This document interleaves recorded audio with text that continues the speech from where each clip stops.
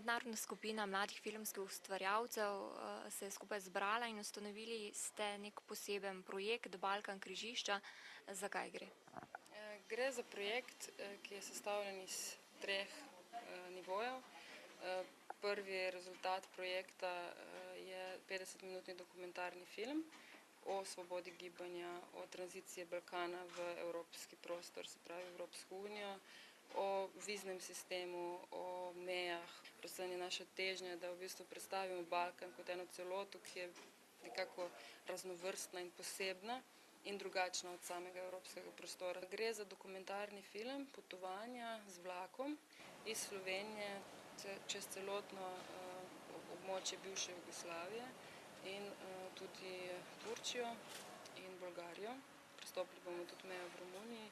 Poskušamo zajeti območje Balkana in ga opazovati tudi, kako je spremenjena infrastruktura. Tako da v bistvu bomo res potovali mesec in pol, ta mednarodna skupina filmskih ustvarjalcev, mi smo se poimenovali kot en tak filmski laboratorij, kjer hkrati raziskujemo, nudimo svoje znanje, ki smo ga pridobili že s prejšnjih projektov.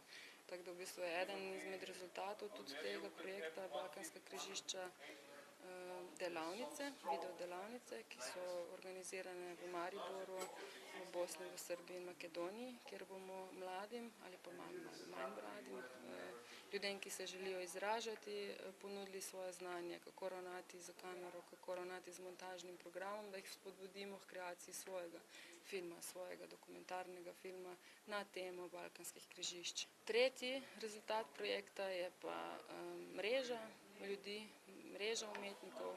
Razpoznali smo, da na Balkanu je ogromno krasnih ljudi, ki delajo krasne stvari, imajo premalo neke medijske prepoznavnosti, tudi premalo še uporabljajo nekega internetnega prostora, zato bomo ponudili podporo, da lahko podpremo mreženje med različnimi umetniki na različnih nivojih, različne zvrsti umetnosti.